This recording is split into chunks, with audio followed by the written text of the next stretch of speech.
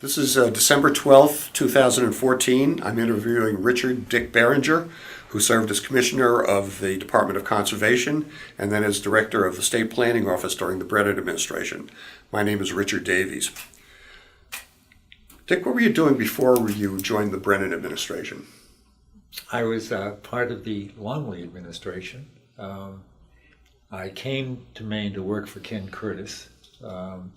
Was Associate Commissioner of Conservation under Longley, became Commissioner of Conservation, and so I was serving in that position. I met Joe when he was a member of the Senate, and then got to know him better when he was the Attorney General. I'll tell you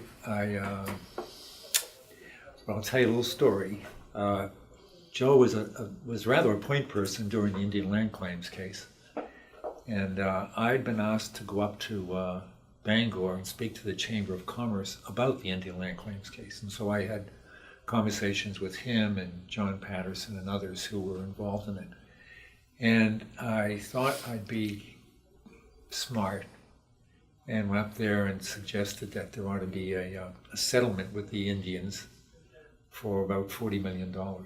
And that was the headline in the Bangor Daily News the next day.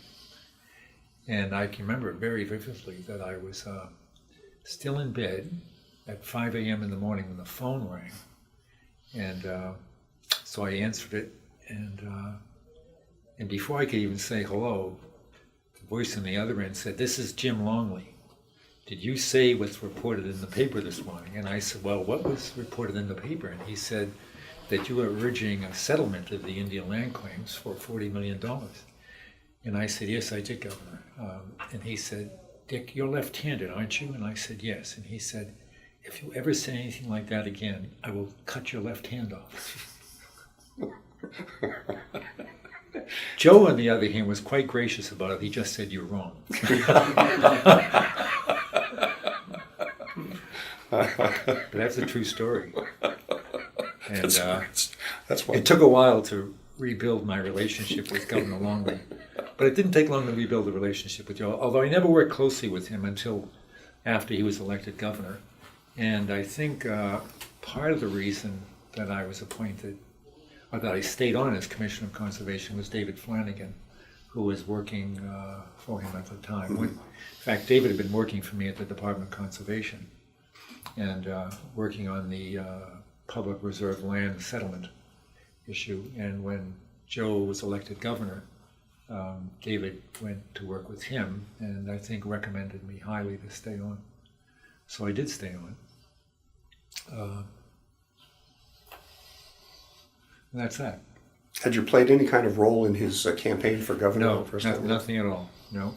I had worked for George Mitchell in 1976, but I wasn't asked to and didn't. The reason I didn't, I think, as I look back, was that Longley made it very clear that nobody in his cabinet was going to work for anybody, and that if we were to do that, we should resign.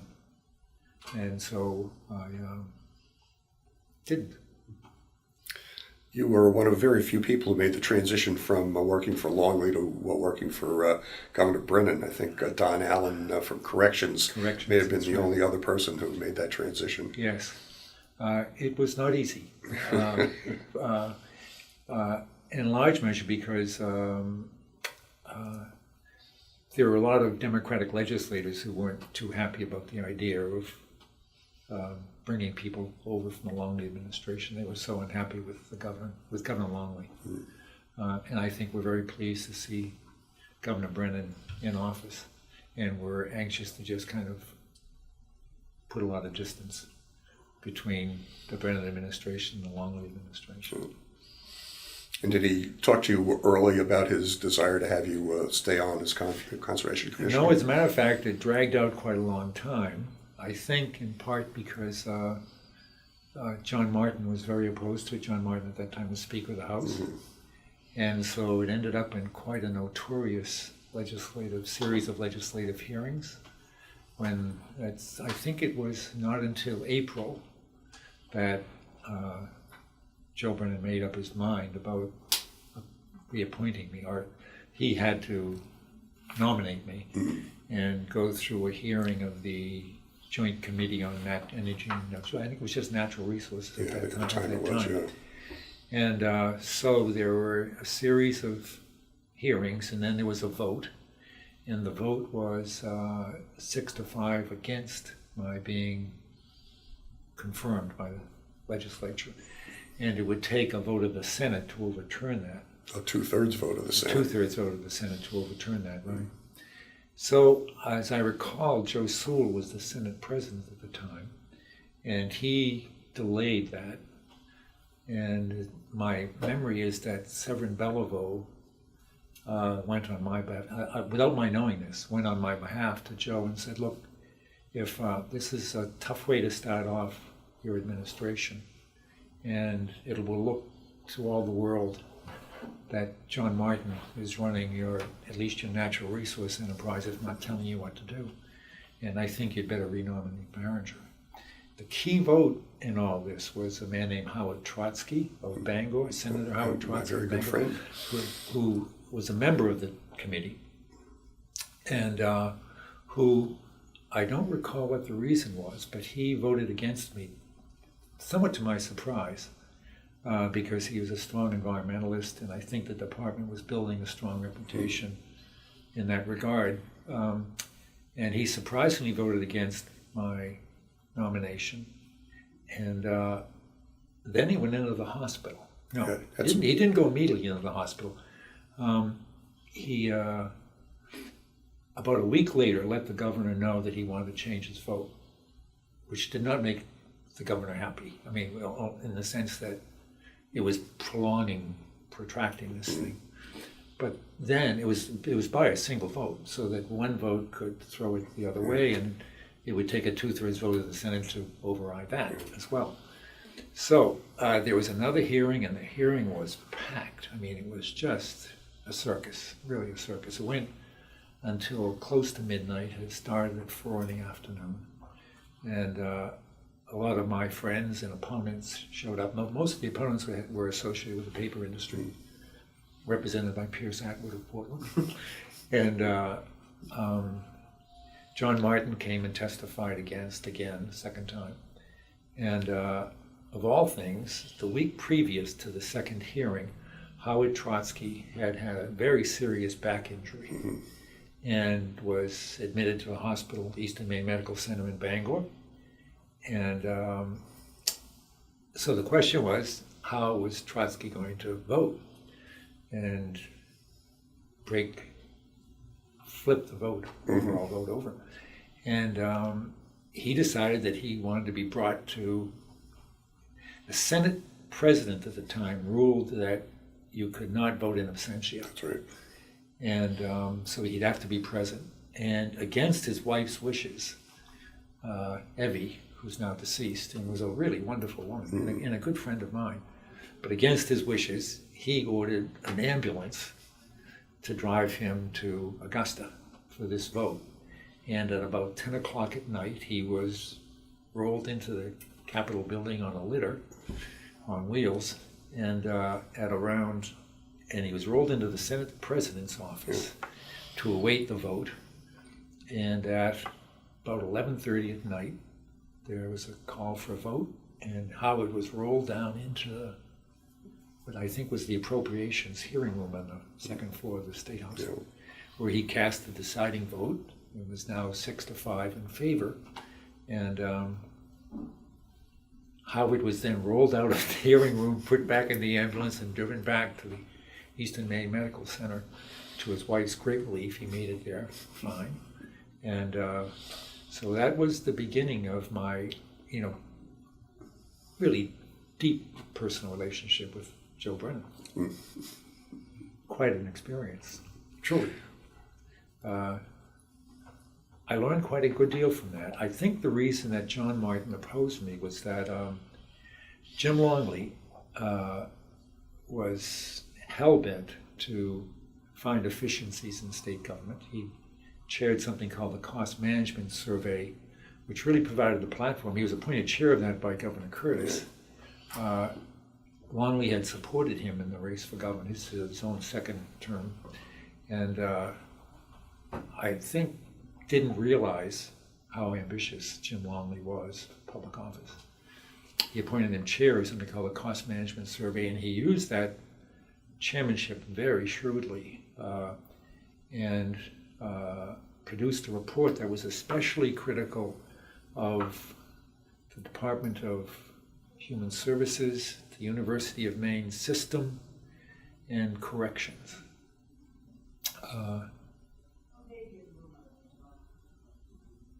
Trying to think where I was there. I've forgotten exactly what the point in my going back to that. But Longley had, oh yes, the efficiencies thing. Longley was looking for cost savings from every department. And he said he especially believed that there were too many outlying offices of the state agencies. And the Department of Conservation had just recently been put together by the legislature. And there were, in fact, Land Use Regulation Commission offices, there were forestry offices, there were parks offices, and they were in relatively similar places all across the state, but they didn't interact with one another, they didn't take advantage of one another's presence and so on. So one of the things that we looked at was consolidating parks and recreation and geology and LURC in Aroostook County, because there were about a dozen facilities up there, and there clearly were opportunities for cost savings as a result. And so we took a look around, and it appeared that the best place to do this was in Presque Isle, to purchase a building that was for sale on the airport, which we eventually did, and made it into really quite a good regional headquarters. But I went up to see John about that, and he wanted to have the headquarters in his district, in Winterville, as I recall, but I'm not certain of that, and made it quite clear that he would be very unhappy if it didn't go there.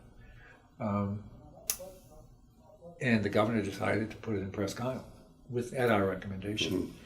And I don't think John's ever forgiven me for that. And that was 1976 or 7. Yeah. So here we are, lo, these many years, 40 years later. And it was a good decision at the time, and I think it remains a good decision to now. And Longley deserves credit, but it was one of those things where I think it was made easier for him because he had such a bad relationship with Speaker Martin in any case. Yeah. Just for the edification of people who may be listening to this sometime in the future, what were the various areas that became part of conservation? What were the elements that got put together? Excuse me. When Governor Curtis proposed the consolidation of natural resource agencies, which was driven largely by the Johnson administration, which was trying to rationalize state governments nationally and incentivize them to do that by making both housing and urban development monies, especially housing and urban development monies, but also transportation monies, dependent upon the states creating cabinet agencies and consolidating into a relatively small, manageable number of state departments. What in Maine's case, Massachusetts had about 450, as I recall, separate agencies that reported through a legislative body to the governor. And their terms were coterminous with the governor. They were really just off doing their own thing. Maine had 185, and it was clearly impossible to manage. And they each had a head who was nominated by governor, but confirmed by the legislature, and who then became really driven more than anything else, because the terms weren't coterminous and the governor couldn't remove them.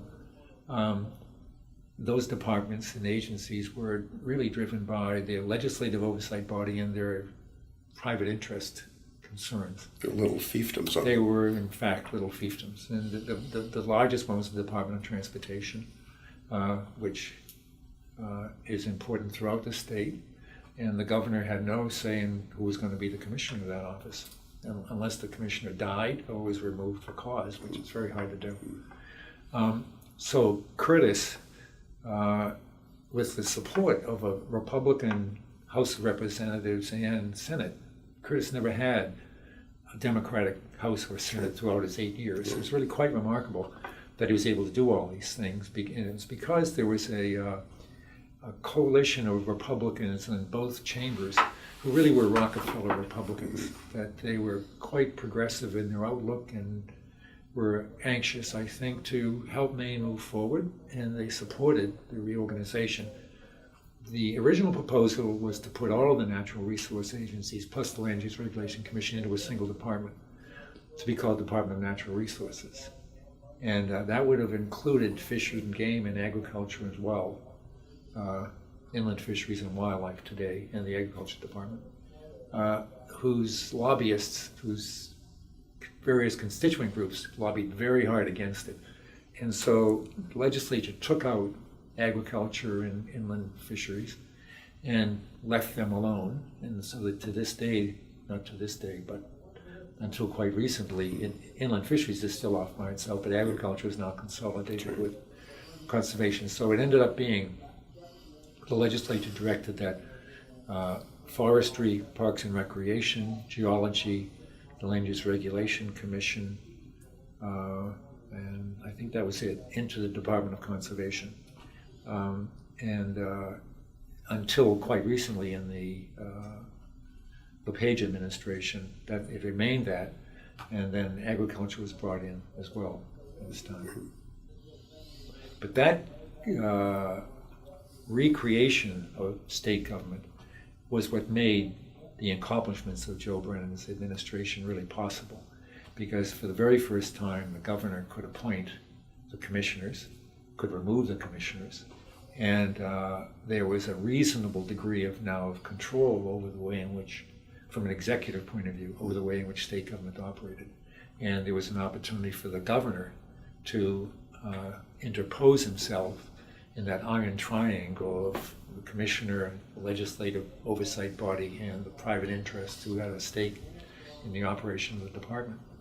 That really changed the nature of state government. And I think that Governor Brennan's arrival, when he did, with the attitudes that he had toward government, I think was really a perfect fit with that. The word is that Governor Curtis and Governor Brennan were never close allies, but I think that what Curtis' accomplishment made possible the kind of leverage that any governor would need in order to effectively impose a policy agenda upon state government as a whole. Up until that time, the policy agenda really was driven by the wishes of the Legislative Oversight Committee and the private interest whom each agency still continues, even to this day, largely to serve, except when there is an overriding public interest that is expressed by the people or some of their representatives or what have you. So it's really a wonderful coincidence of what transpired in the Curtis administration, and then Brennan's interest in policy matters and his ability to get his own people in there to carry those policies forward. Kermit Lopez, when he wrote a little memoir about the Curtis years, commented that it brought about the possibility to have a cabinet meeting of a limited number of people instead of what seemed like a spring break in Florida with 184 possible members of the cabinet showing up for a meeting. I don't recall that there was ever a meeting of all 184. Yeah. I would have been. There wasn't even a room in the State House. Yeah, that's right. that could accommodate that. So it did, for the very first time, make some rationality out of the structure of the executive side of state government, and really begin to draw for the first time a reasonably strong line in the sand between the responsibilities of the legislature and of the chief executive. I think that was one of the things that, in a way, distressed John Martin at the time. that the legislature was no longer going to have that truly dominant role in state government. So it was a dramatic shift in authority, in a way, and a redefining of the relationship with the legislature as well at the same time. And beyond that, with the private interests who were accustomed to getting their will through the legislative committee process. I think, for example, of Longley's antipathy to the paper industry. He thought that the major land ownerships in the northern part of the state were not paying their fair share of taxes, with the tree growth tax and the other, in effect, subsidies that they were enjoying. public subsidies. And it was his antipathy toward the paper companies that really drove the termination of the spruce barred worm massive spray project that was going on when he arrived in office. And I was able to go ahead and really work very hard with some progressive legislators and Senator Muskie at that time to halt the massive spraying with very large 4-engine aircraft, C-52s, and virtually ceased the operation using chemical sprays and began using biologicals from helicopters and doing it much more in a disciplined way and a way in which the paper companies were forced to, rather than just spraying everything to protect it, that we would spray only those areas they could reasonably be expected to harvest in the next 5 to 10 years, because after that, they're going to be dead anyway. But that had never been done before, that kind of discipline. And that could not have happened without the kind of executive authority that the reorganization afforded. And then Governor Brennan came in and really, because he had a more positive public agenda, was able to take advantage of that.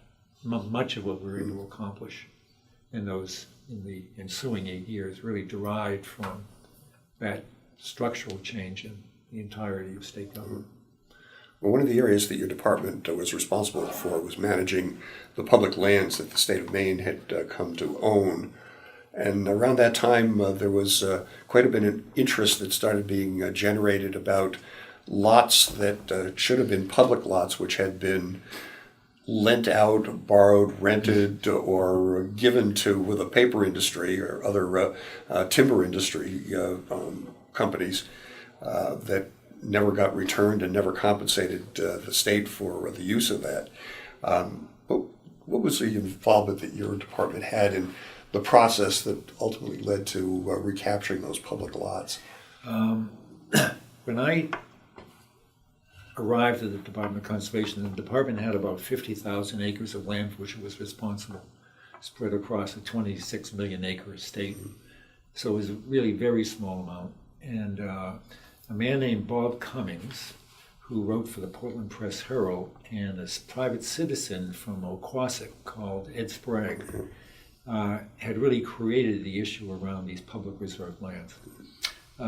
Just from a historical point of view, it's worth noting that they were provided for in the Constitution of the state of Maine, and were, even prior to that, provided for in the Constitution of the state of Massachusetts. So we adopted it from Massachusetts when we separated in 1820. And it provided that in every township in the state, there'd be 1,000 acres, either 1,000 or 1,250, depending upon the choice of locals, reserved for the use of the local church, minister, and for public access for pasturage and so on. And much of the state was never organized at the local level. And so in the period 1840 through 1870, the land agent of the state sold off the grass and timber rights to 1,000 acres in virtually every township in Maine, especially if they were unorganized. And that came to some 450,000 acres, a lot of land. And the paper companies who bought those rights from the previous land speculators who had bought them claimed that those rights were in perpetuity. And they were only challenged really after World War II, and largely by this fellow Ed Sprague from Oquassic, who said, this is crazy, that I can't get to and make use of that 1,000 acres up there in T2R9 or wherever. And the state ought to do something about it. And he never relented. He just kept fighting this battle for a couple of decades. Yeah, he was truly a dogged guy. Yeah, he really was dogged, and quite an interesting character, really. I like spending time with him. And he got Bob Cummings, who was working for the Press Herald, a writer for the Press Herald, to take up the cause. And so just honestly, through the power of the press and the editorial support for Bob, which would wane from time to time, but he just kind of kept persisting because it was such an interesting story, he really brought it into the public consciousness. And so this came along at the same time as the Spruce by Worm spray program and some serious investment issues that the companies were having. And in 1974, a man named Bob Hellendale, who was president of Great Northern at the time, approached the Curtis administration and said, look, we've got a lot of things going on in the company, and this public lots issue is becoming an irritant, and we'd like to find a way to settle it. And this was quite an extraordinary act on his part, because up until that time, the culture of the relations among the paper companies and the major landowners was that you get along by going along, and you only act by consensus. And so Hellendale was kind of breaking that standing rule among them and breaking away to find a Great Northern specific solution to this problem. And so two young interns worked over the summer, Elizabeth Swain and I've forgotten the name of the second one, but they were great, worked over the summer on a deal that could be worked out. And at the same time, the state undertook a lawsuit to challenge the claim that rather than selling just the timber rights, that the state had sold the fee simple. And they literally sold them back in the 1850s and 60s for almost nothing. It was pennies on the acre really. And then the land agent went out of business when he sold all those off in, I think, 1875. So Vicki Parker was Elizabeth Swain and Vicki Parker was the other. She was a Colby student, and I think Elizabeth Swain at that time was a student at the College of the Atlantic, and they came and worked for us for the summer as student interns and put together a deal whereby the state would transfer larger blocks of land to the paper companies. I'm sorry, that's not the way it worked.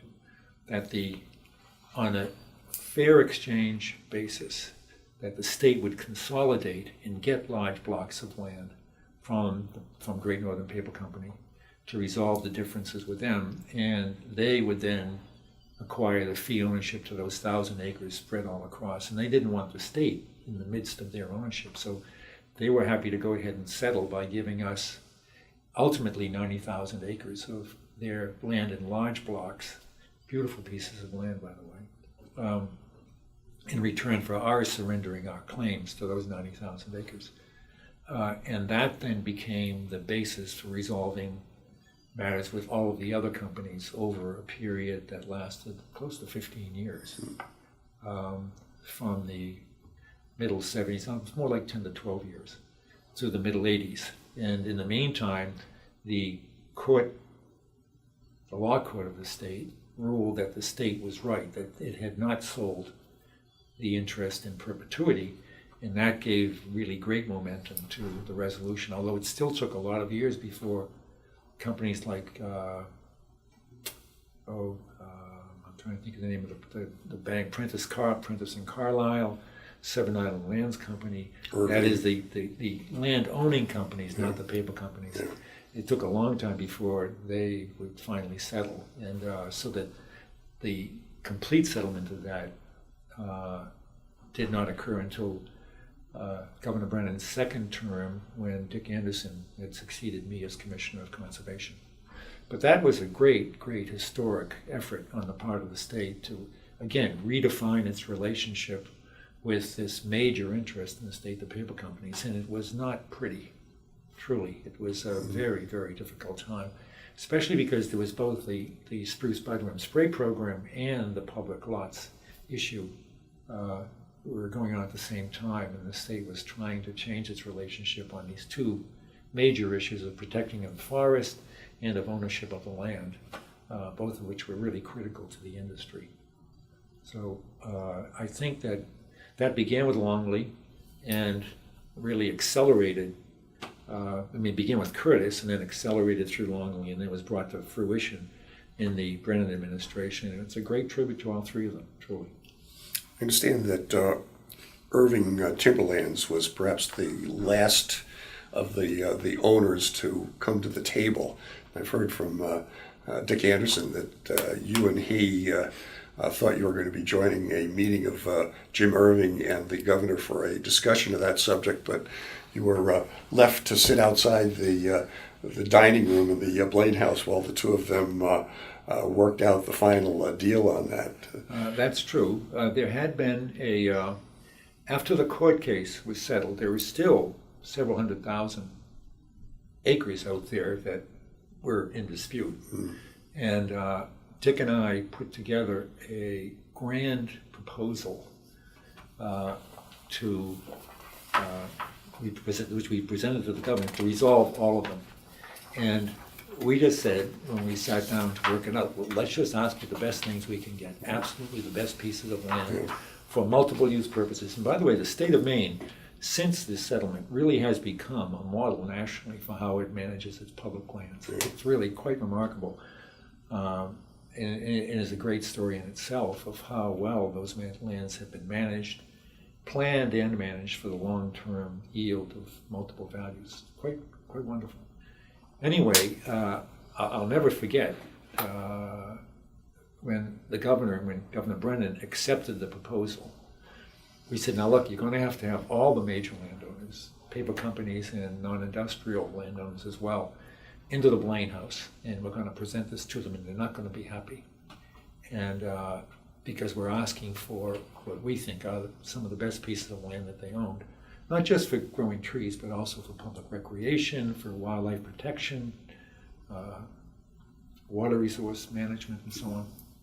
And so he did. He invited them all to the Blaine House, and they were all kind of surprised to be invited all at once, because in those days they were fearful of gathering in the same place publicly because of antitrust laws. Right.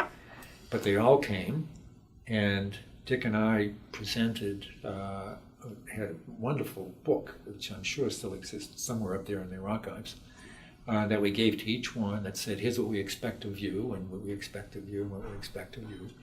And we then had a slideshow that we walked through so that everybody would know what was being expected of everybody. When we finished up, there was an absolute dead silence in the room. And we said, okay, well, we're going to have to get on with this one way or another. And some of them came around right away, especially the industrial landowners. But at that time, Irving was just beginning to purchase lands in Maine. It's now the largest landowner in the state. Most people don't realize that. So when you go to an Irving station, you're doing business with the largest landowner in Maine. So the non-industrial landowners were the last to settle, because I think they were the most distressed by all this. The paper companies themselves were all international corporations, and this wasn't necessarily big potatoes for them.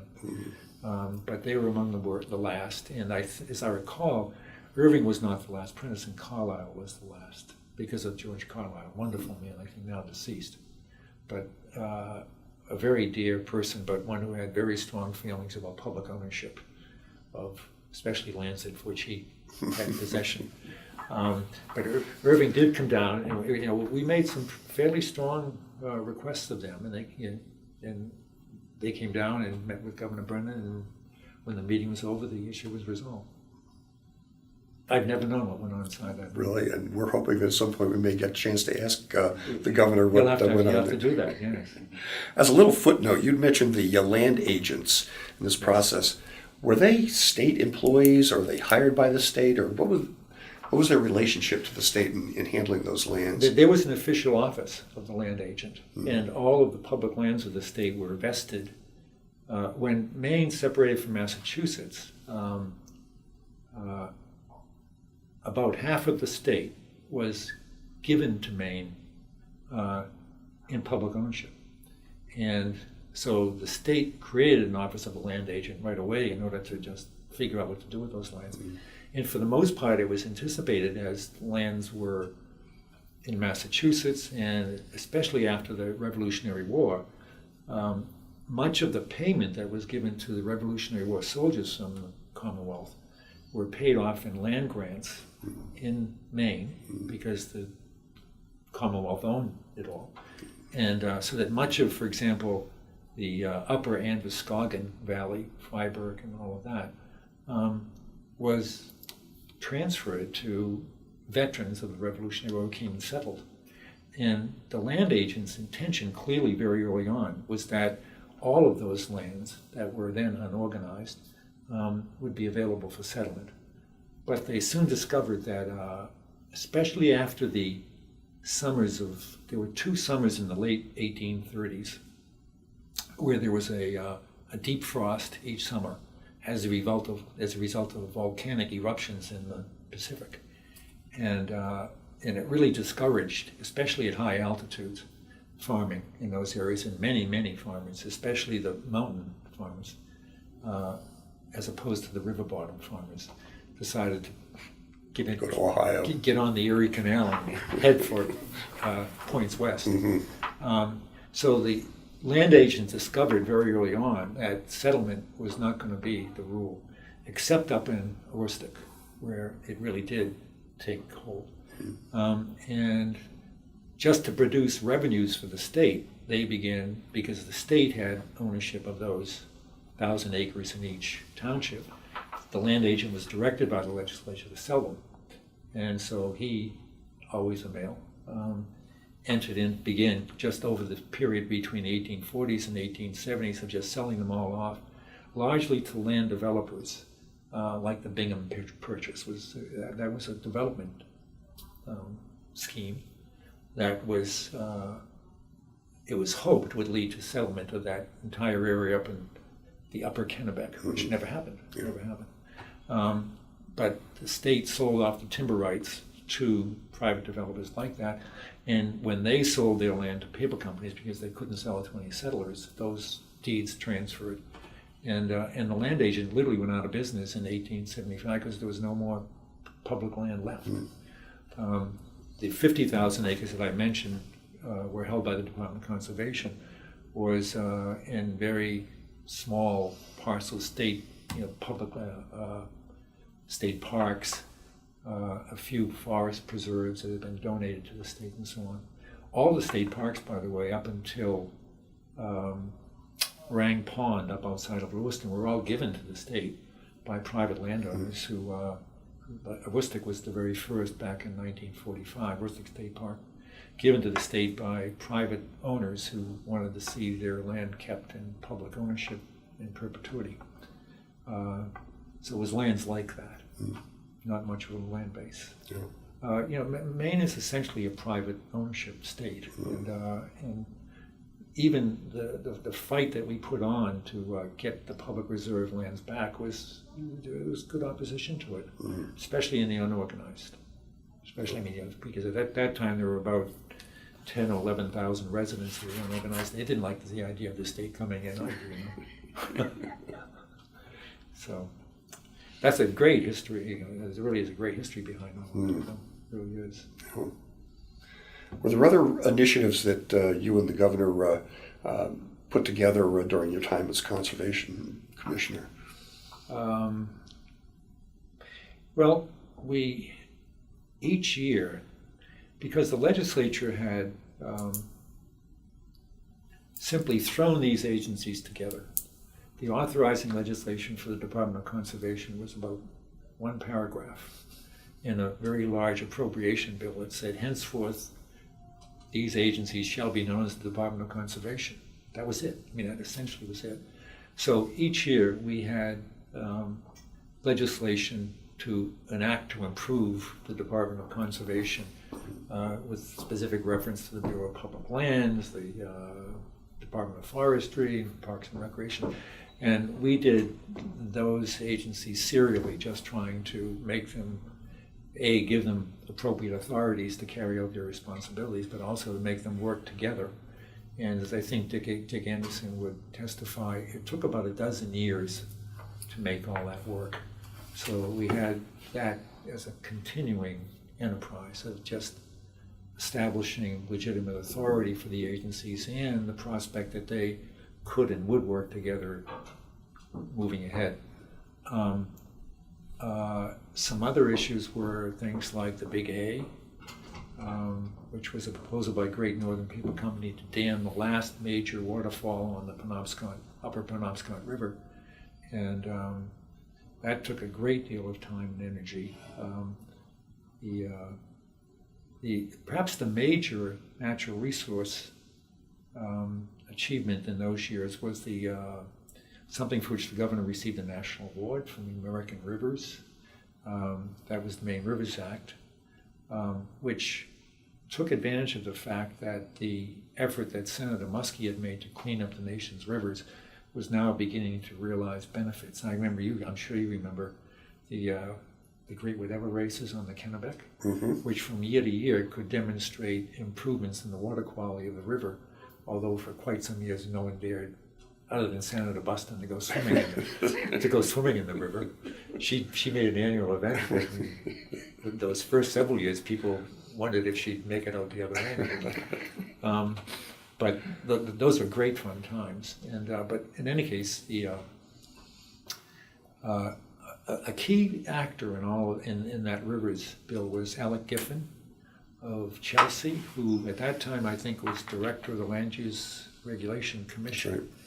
And he and others had done an inventory of the state's rivers and began an effort to classify them according to their quality and of their not just in terms of the current reality, but also in terms of aspirations. It wasn't just the environmental quality, but the quality of it as a resource. Yes, as a recreational resource and as a source of water and tourism, economic development.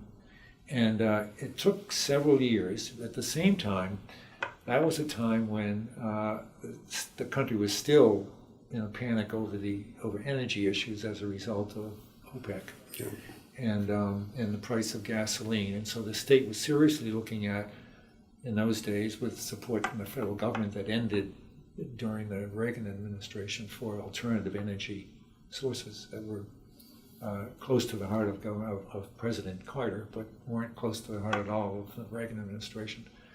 But there was a great deal of effort to get into alternative energy back in those years. And so making the connection between our energy ambitions and our river protection interests for the long term was quite complicated. And it took several years of really concerted effort on the part of the Energy Office, where Gordon Weil was in charge at that time, as I recall, and the Department of Conservation, working through the Maine Land and Water Resource Council, which had been established during the Carter years in order to see to it that natural resource agencies were planning resource development together rather than separately.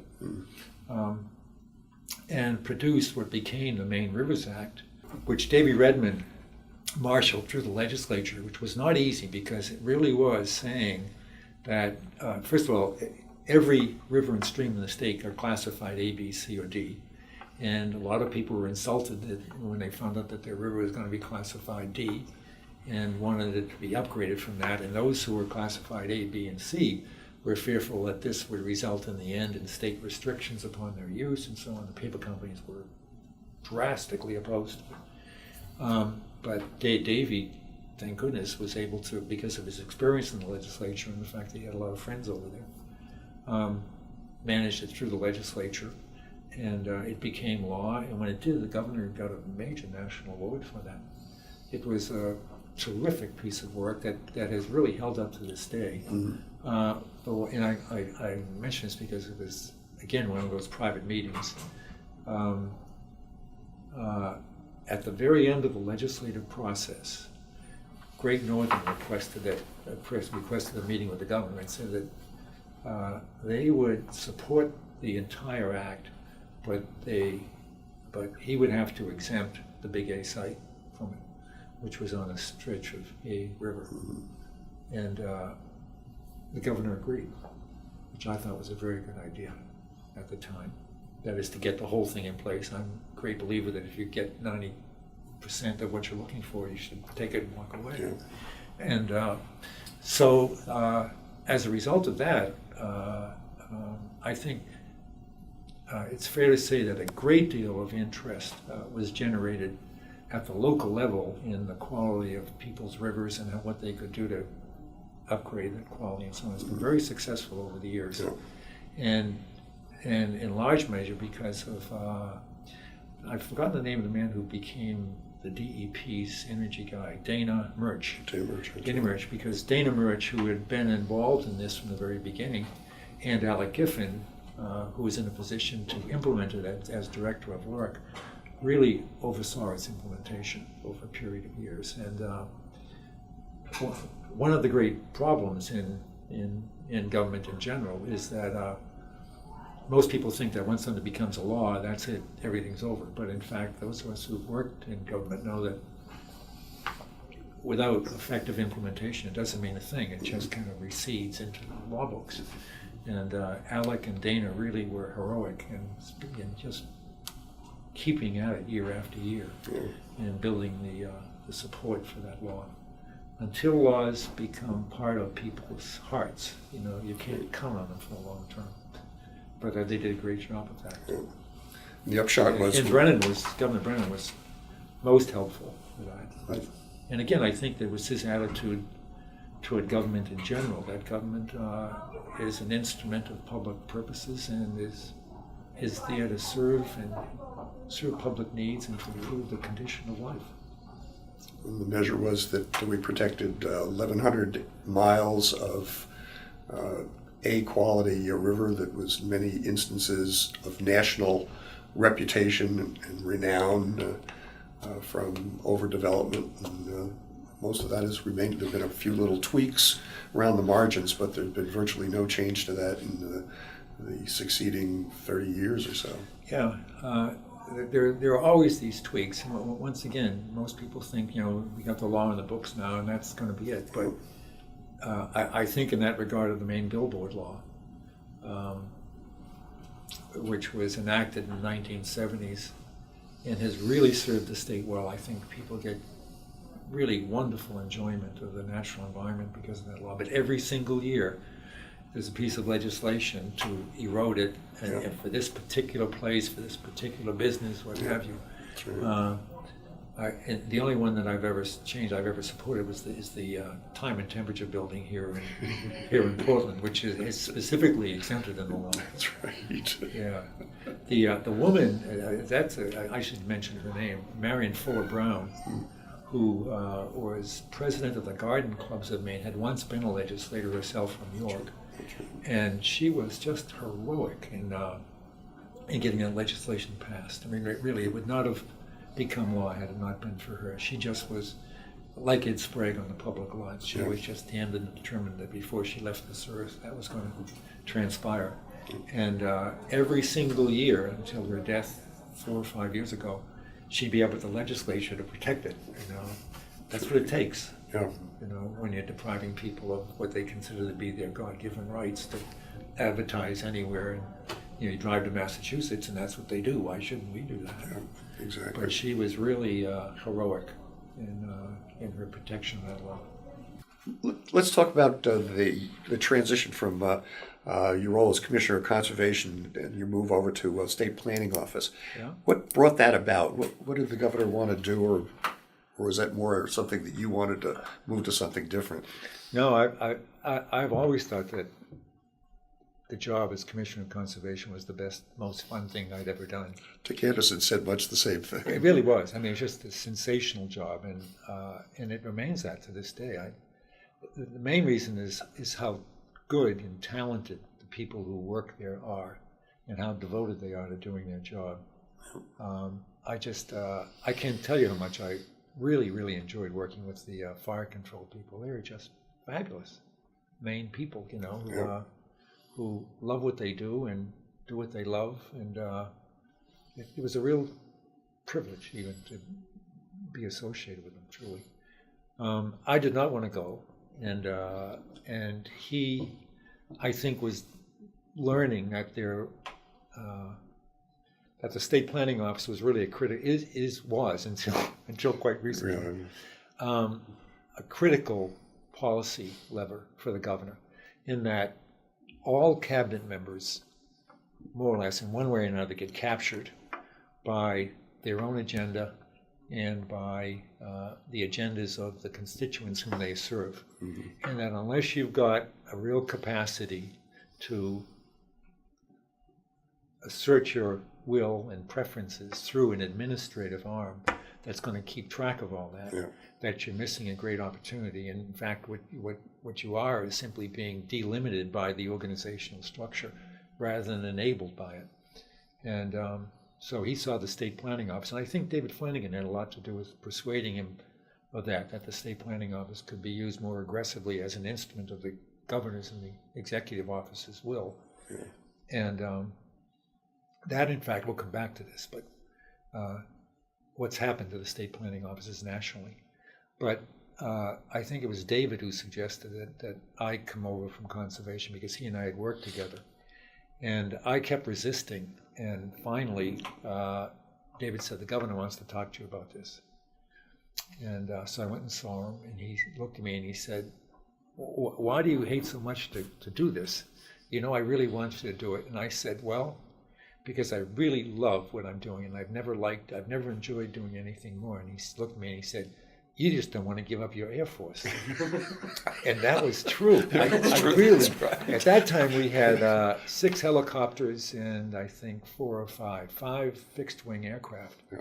And I could go anywhere in the state anytime, both for work and fun, you know, and do it. Of course, you always disguise the fun part as being part of work, though. Yeah, but it was fun doing that. And so he went, and then I realized he's right, that, you know, and secondly, I realized that if the boss tells you he wants you to do something, you got to do it, or pay the consequences. And he'd always been so supportive of what I was trying to do that I felt obliged to do it. And also, I really did see the rationale behind what he was trying to do, and that was to do things like the Rivers Bill, which required bringing energy and 4 or 5, you know, fish and game and even marine resources together with conservation to develop a policy that would advance all of their interests. And there was no other instrument around to do that. And so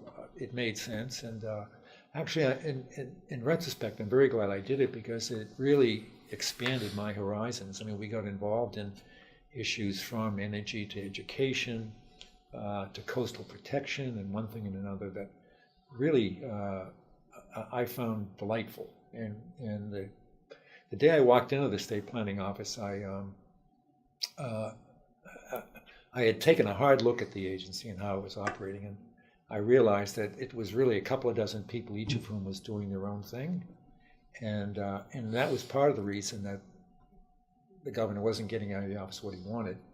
And I said, henceforth, we're going to work in teams. And I can remember one woman looking at me and saying, what does that mean? You know, and that's what we did. We started working in teams on issues that crossed these jurisdictional boundaries. And it turned out that they got more of what they were looking for as a result, and especially the agencies did. I can remember, I'm trying to think of the guy who was the chief of planning for Inland Fisheries and Wildlife, Ken something or other, came to me after a couple of years. He succeeded. Ken Elo came later. A guy before him was also Ken Anderson. Ken Anderson was his name. And he really came into this effort with a lot of protective gear on, trying to just keep us away from his responsibilities. And ended up in the end saying he'd never occurred to him, he never imagined that working together with other agencies was going to prove so beneficial to his department. And that single piece of legislation, I think, was what persuaded him. And we did that across a number of areas, even education, which came later. Because of the staff and their talents in that office, and using them collectively proved to be really successful, really, really, and gratifying. So we were able to do some things that would not have been possible otherwise. And I've always been grateful to the governor for telling me that that's where I was going to go. Probably condemned yourself by some of the stuff that you had written before you got into government. That would be the case. Yeah. Let's talk about some of the things that you worked on there. One of the problems is that you were sort of not necessarily the immediate focus of the media on particular things. You were behind the scenes, orchestrating things, putting things together, coordinating things. What were some of the big issues that you played key roles in moving forward to success? Whenever the governor, I think, recognized that there were things that crossed agency boundaries, he would think of us. And so things like the creation of FAME, the workers' comp issue, some tax policy matters. We were even brought in on like the gas tax thing for a while. Developing a bonding strategy. Yeah, we had the only economists in state, really trained economists in state government, and they were phenomenal. I mean, Chuck Lawton, Charlie Colgan, Lloyd Irland. There were 4 or 5 of them who really were very skillful, and so they'd be drawn in at one point or another into almost all those considerations. We took the lead on several of those. I remember working very hard on the FAME question, which I think it's proven to be hugely successful. Yeah. And the workers' comp, which for its time was really tough. I remember sitting across the table from some of the labor union leaders who were just, they were really, really unhappy, but clearly something had to be done. And eventually, that issue shut down state government. Yeah. But we did, with Harvey Devein's help. Harvey Devane was also deeply involved in that, as he was commissioner of Business Reg.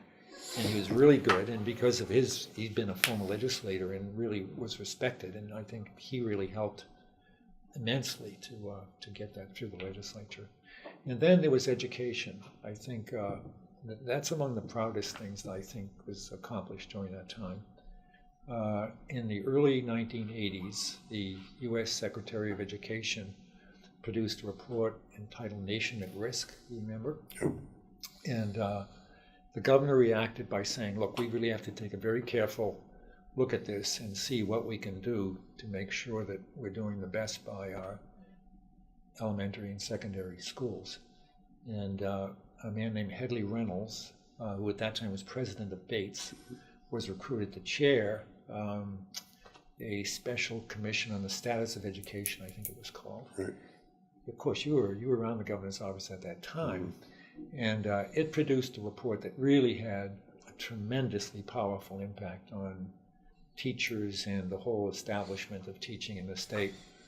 And the one thing we couldn't do was to take a look at higher education at that time, and we thought it was timely to do that because the university system was not operating as we'd hoped it was. Mm-hmm. So that then led in turn to creation of a commission called a visiting committee to the University of Maine system that was chaired by Ed Muskie. Right. And Ed ended up, after the report was done, which was authored largely by Chuck Lawton, who'd been a professor at Farmington, and had some continuing issues with the system and the way in which it wasn't operating. And even to this day, it doesn't operate as a system, and that's a big part of its problems. Yeah. The bigger part is that it has lost its public base, is one way to put it, that it doesn't enjoy the deep affection that it had once had as a result of agricultural extension and other stuff that they did with communities. But that aside, the big problem with the university at that time was seen as being its funding, and which has continued to slope downward as a percentage of general fund over the years. And Ed Muskie went before the legislature and said, you've got to put $14 million into the system right now and continue that. And the legislature did it like that. I mean, it just happened virtually overnight. Emergency appropriation put it in, which in the next recession, during which Governor McKernan was governor, it was taken out of the budget. And since that time, appropriations to the university system have remained virtually flat in real dollars. It's very sad. Yeah. It really is. It's very, very sad. But nonetheless, the effort that Governor Brennan made in elementary, secondary, and post-secondary education was really unprecedented. The whole model that Brennan used for developing those proposals for education, he used very similar type things. They call them different things, but they're basically blue ribbon commissions of really qualified people from broad perspectives to come together and come up with reasonable proposals that he then pushed 100%. And it was an extraordinarily effective model that, especially in the area of education, that I think contributed to the success of the proposals that came out of them. Yeah, I think we all learned a lot about that process during the administration, and it's one that I personally still use very often. What we learned was that if you're going to do something serious, you've got to appoint serious people to it. That is, enlist serious people. Yeah, take the politics out of it, or at least bring it down a notch. To the extent that you can. Develop a really good charge. That is, you really have to think about exactly what you want these people to do for you, and get that in writing so that it's there all the time to remind you not to go off on this tangent or that tangent. And then the third thing is to have really good staff assigned to it. And if any one of those three things is missing, they don't work. You really have to have all three of them together. And we were very fortunate to be able to have a governor who abided that and put really good people on it. And there would be politicians, but there were politicians who would at least have an open mind about the issue, and who could be approached empirically with evidence. And not all politicians can be, so that and they really have to be well staffed and well thought through from the very start, and then kept to the directive, unless there is a really powerful reason, which you then have to go back and check with the chief executive if you're going to alter that directive. Because honestly, I've seen time and again where you'll appoint a body and then they go off over here as opposed to staying there. And then putting really skillful staff who've got the skill set necessary to really pursue the agenda that's at hand. And we were very fortunate in that regard. I don't know how capable state government is today of doing that kind of thing. We had really, we were blessed by the migration to Maine in the 1970s of a lot of really talented people. I could give you a lot of names, but came here because they wanted to get away from the rest of the United States and to live in the state, and who brought tremendous skill sets with them, and really did a great public service by coming to state government. I've discussed many times the kind of lawyers that we enjoyed all those years, almost all of whom were trained elsewhere and came here because they wanted to live in Maine. I can remember when we tried to get we needed a certain set of skills for the spruce, to deal with the spruce bugworm spray effort, and we put out an ad for that, and we had responses from all over the country, and we recruited Lloyd Irwin from Yale, who was teaching at Yale at that time, to come up and do it. And people like that were just available to us, and were able to do very sophisticated analysis of economics and statistics and so on to help these commission members really do their job as best they could. So it took all of that, and the fact that the governor understood that and abided it was really, and didn't, most of the time he didn't interfere at all. Sure. He would just give them their head, and then we'd see to it that there were regular reports going into him so that he'd know where the hell people were and so on.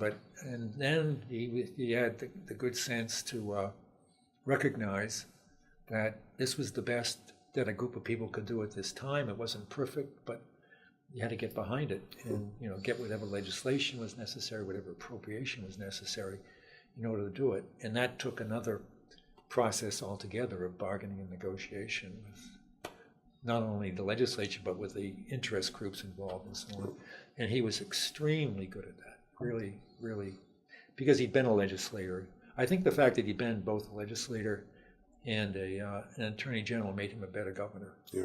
Frankly, because he could see things from those different perspectives. And then he put a lot of trust in people like Dick Anderson and me and the other cabinet members that you've mentioned. I mean, he really did invest trust in others, and that allowed us to be the best that we could, not have to worry about having the rug pulled out from underneath us, which some governors do, I've said many a time that even though he was a very, very bright person, he was not afraid of having other very bright people around him. He didn't feel challenged or undercut by that. He actually reveled in having very bright people around to do those sort of things. Well, you know, I think he's brighter than he's given credit for, generally, truly.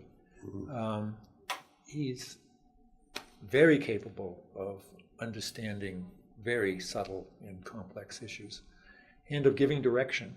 And I found that extremely helpful. And inspiring others to do their best by virtue of his willingness to listen and to trust what you're trying to accomplish. It's a very good. I once asked Tom Allen in a class. He used to visit one of my classes every year, and I used to ask him this all the time. Well, what he thought was the essential quality of good leadership, and he always said the same thing. He said it's being a good listener, and Brennan was a very, very astute listener, truly. As was Ed Muskie before him. Muskie was another phenomenal listener. And I think so is Ken Curtis. I think there's a tradition among Democratic politicians, at least, of being very good listeners. I mean, I don't think you can succeed in Maine as a politician under most circumstances if you're not a particularly good listener. Maine people, I once asked a really astute woman who's now deceased what she was looking for in politicians. She said, all I want is a voice. And that requires that they hear what I'm trying to say. And I thought that was very wise. And I think Brennan was very, very good at that. Very good. As was Ken Curtis before him. I mean, I think they both shared that virtue. My sense is that when governors set up these kind of processes, commissions, or visiting committees, or other processes, they turn to something like the state planning office to put together the pieces to identify who would be good people to be on the commission, to make sure that there's the staffing available that is up to the challenge, and a clear message delivered to those folks in the charge that they would get. I assume that was a role that you and your staff were playing at the state planning office.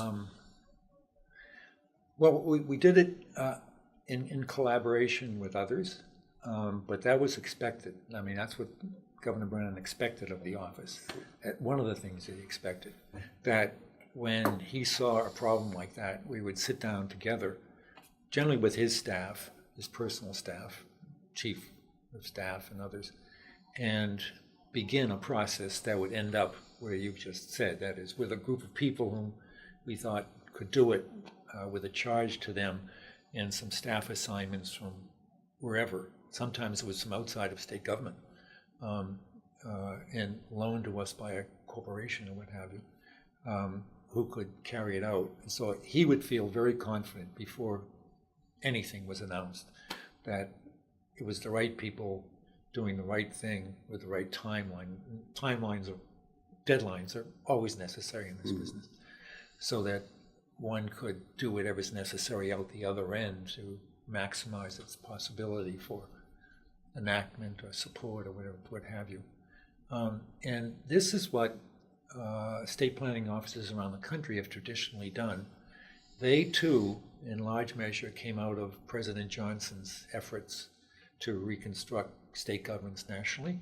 There was always money in the pot for a state planning office because I think it was Bob Wood, who was his Secretary of Housing and Urban Development and was a former professor at MIT, who kind of set up that whole reorganization of government program. And he was the one who provided that if you did this, then the federal government was going to support a state planning office so that you could make those 16, 18 agencies cohere.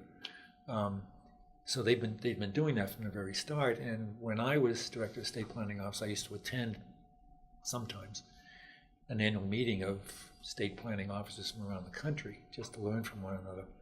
In those days, there were about 45, and today there are fewer than 5. And that's because they became, in the 1980s, an object of high Republican interest, and most of the governors didn't see any use for them, much of a use for them, and like the current governor, and they just eliminated them. So they've been going downhill since the 1980s in terms of numbers, which I think is a great loss to state government in general as a whole. Truly a great loss. I don't know how the hell. Well, without it, then you need a heritage foundation or somebody else to do it for you if you're governor. Yeah, and I think that's exactly what's happened in a lot of instances. They've replaced it with private sector with a focus that was not the public interest, but the particular interest of the Republican governor and the folks who are funding the operation. You might think that, but I couldn't possibly comment. That's what I said.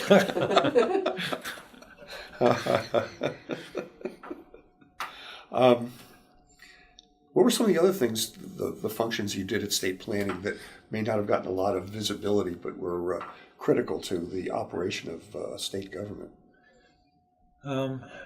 Well, the first thing was staffing.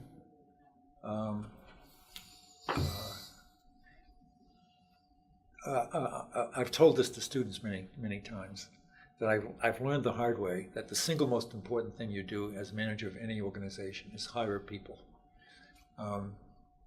Without talent, you don't get anything done, because most of your time is going to be taken up by the requirements of just management. Managing everybody else around you. Managing everybody else and keeping track, especially in public life, of keeping track of various constituencies in the legislature, especially when the legislature is in session. It's hard to get anything done on your own.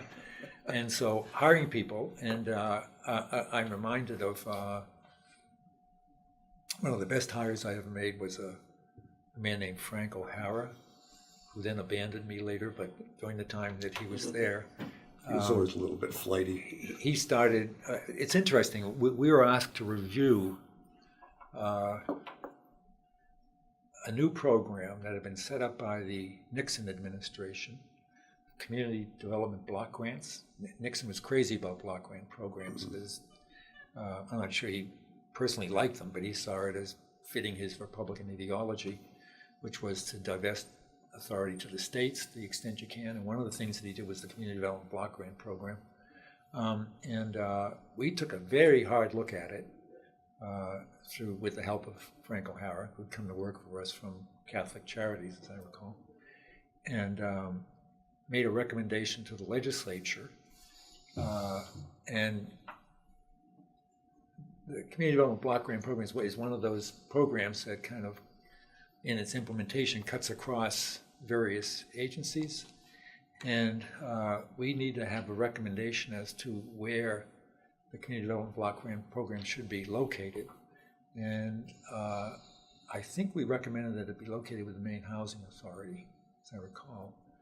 But the legislature, in its infinite wisdom, determined in the end that they wanted to see the State Planning Office itself run that program, because I think they had a lot of confidence in it, and also it had this kind of cross-government perspective on it. When somebody was sort of neutral as opposed to one of the partisans. And and you had to make judgments about where the money was going to go every year. I'll tell you a little funny story about that.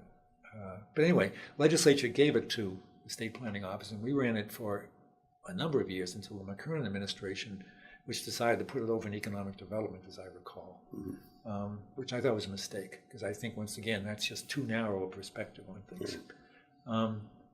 One time I would, every year when we had when we made our decisions, which were based upon really good criteria, solid criteria, because there was a lot of interest at the local level in getting these monies. There was a lot of, it was really a competitive process. It was an extremely competitive process.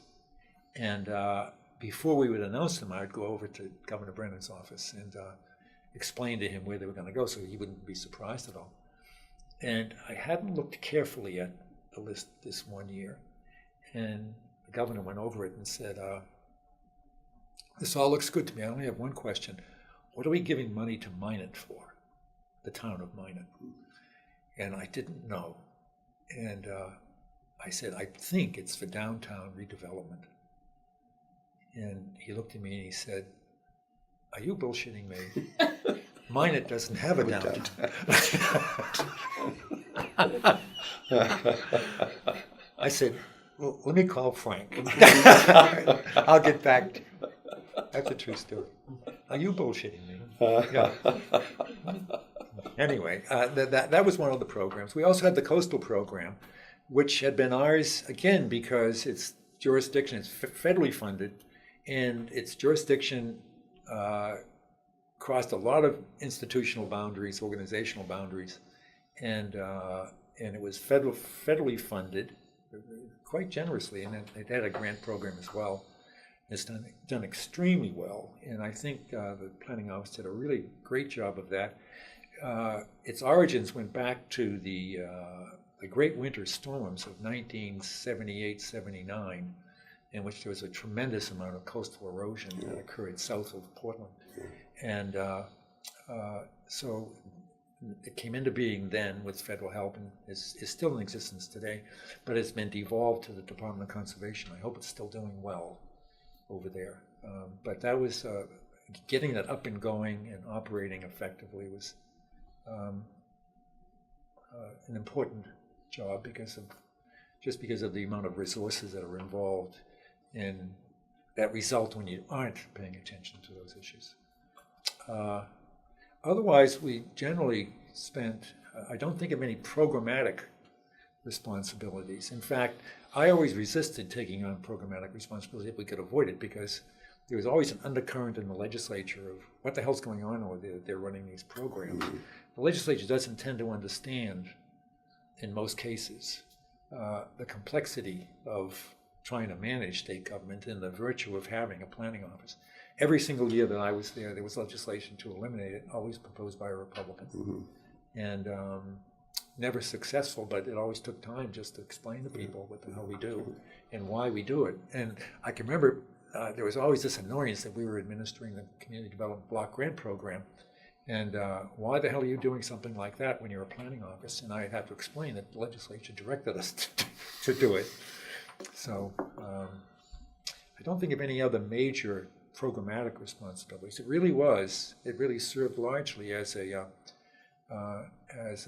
instrument of the governor's interest in seeing to it that state agencies that need to collaborate and coordinate were doing so, especially in anticipating policy issues and policy problems and designing solutions to them. It's an area that I think fits in that model that I think came to be a very well-used tool.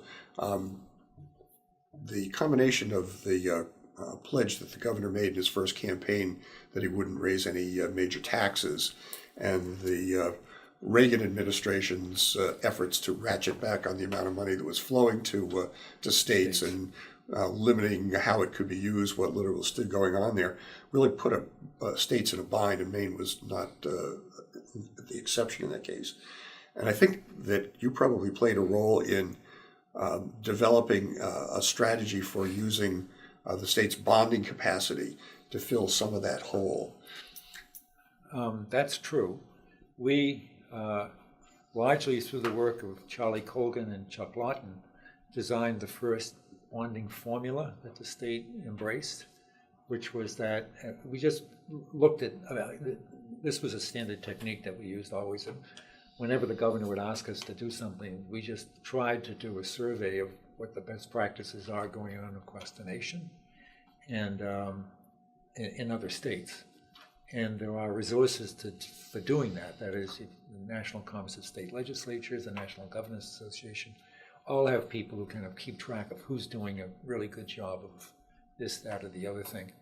And so we took a historical look at Maine's bonding practices and across the country at the same time, and discovered that there is, in fact, among state budget offices especially, what is known as a reliable and conservative estimate of how much of your general fund revenues you can allocate to bonding and have the bond market itself really support what you're doing and give you the best rates. And so that was a fairly quick job, too, that we were able to do that. And then we proposed one to him, and he then shared it with the legislature, and they liked it a lot. And that number has gone down since, but it still is in effect to this day. Yeah. There's something else that you did towards the end of the administration that I particularly liked and later recommended to a subsequent governor that he ought to implement the same sort of thing. And that was developing a scoring system for the various competing interest-wanting bond monies to try and evaluate what was the best mix of things we ought to put in bond packages. And you and your staff developed a system on that. And I thought that was a brilliant approach and wished I could have gotten another Democratic governor down the road a ways to buy into the idea, but it didn't happen. But Thank you. I can only say that the credit for that again goes to Charlie and Chuck, who did the work on it, and Lloyd as well. I think Lloyd was involved. Lloyd has long had an interest in capital budgets, and has long felt that first the state pension system, and secondly the way in which the state allocates, especially infrastructure money, had not been done very well. And so we did this kind of best practices analysis and came up with that scheme based upon what other states do, kind of accommodating that to the Maine situation. And as I recall, it was really Lloyd who did most of the work on that. And the goal was to try to avoid these sort of political ideas that might gain a little bit of support in the legislature, but really didn't have the kind of impact that other investments might make. That's correct. It was intended to try and diminish the politicization of the bond process. Yeah, the central focus in that, as it almost always is transportation monies. And historically, transportation infrastructure investments went where the legislature's Committee on Transportation, especially the chair of the committee, wanted them to go. And what we tried to do is to sort of, okay, what is a more thoughtful way of assessing how much ought to go into transportation as opposed to everything else? And then if it goes going into transportation, they had not done, up until that time, strategic planning. They just, which they do to this day, I mean, to their great credit.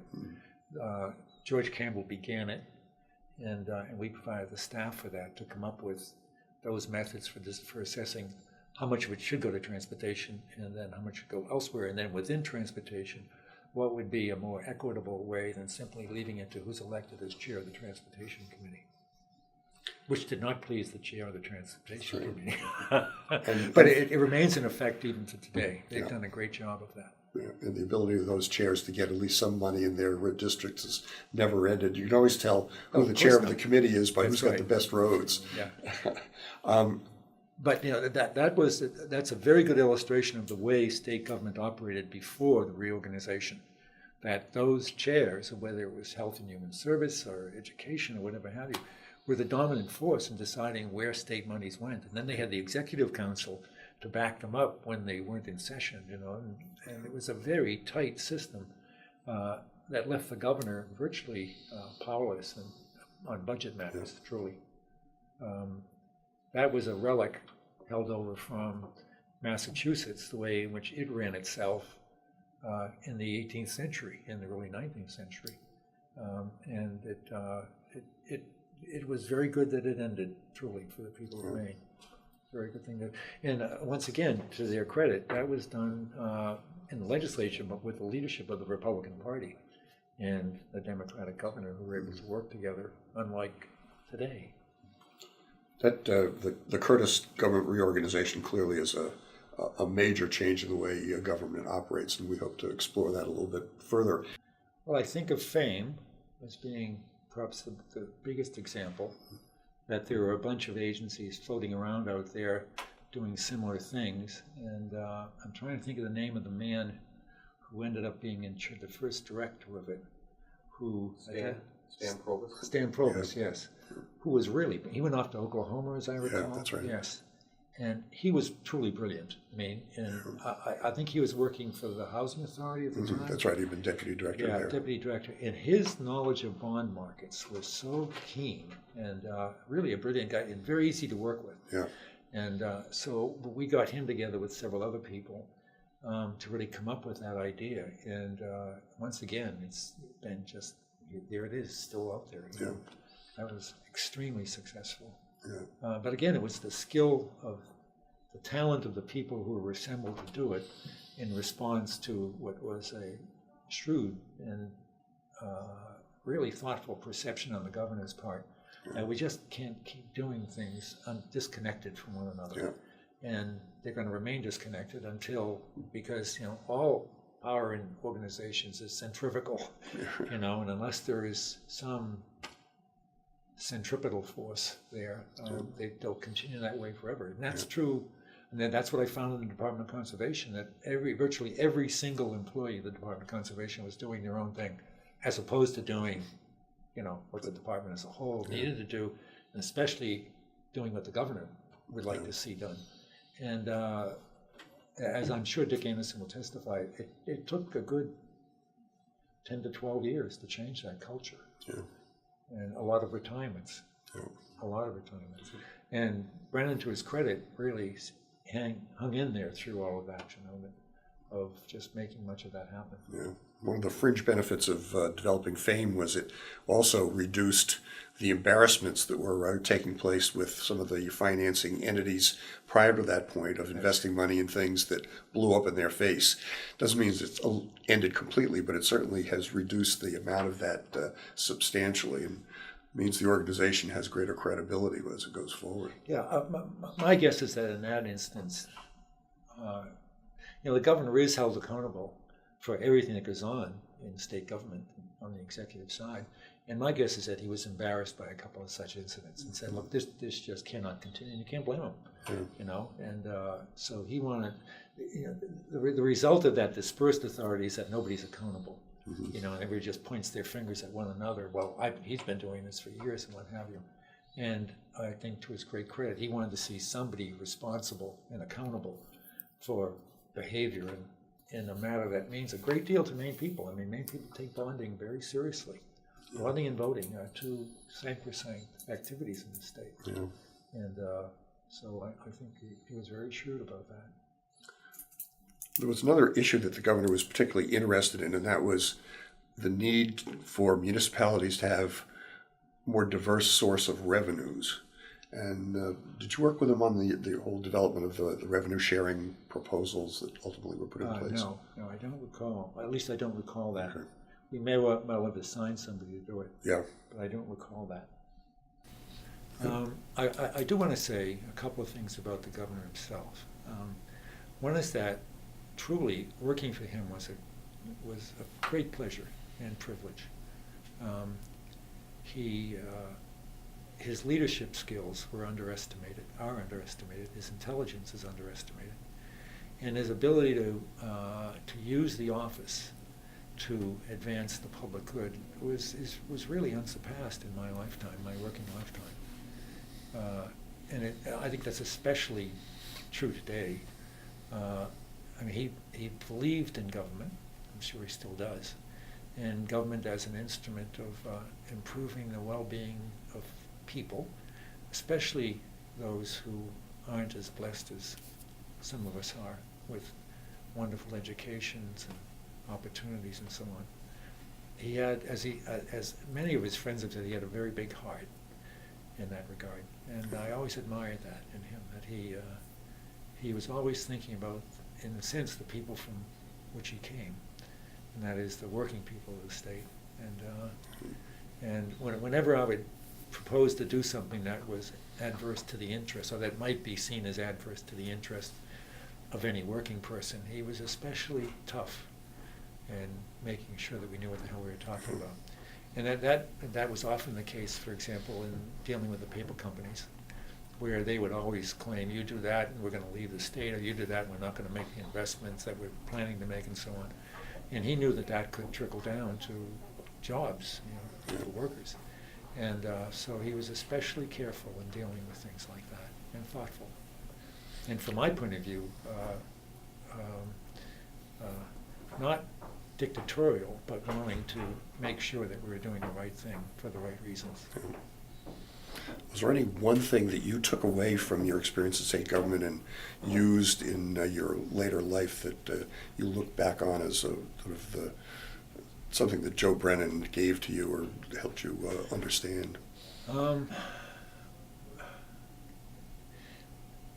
the single biggest thing is the power of teams, of teaming, truly.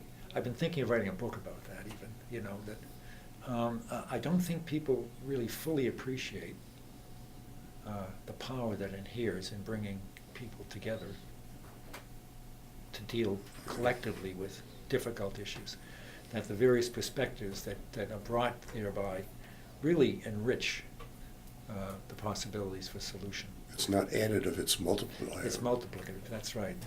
And the second thing I think would be the importance of being sure that you're listening to your heart. I think that was really the touchstone of his decision-making. And, people who've got a lot of academic training often tend to believe that because something exists in their heads, it's therefore real and desirable. And Joe is not one of those people. And I must say that the life that I've lived in the academic community since has persuaded me of the validity of his perspective on life. This is great. Thank you, Dick, very much. It's been my pleasure.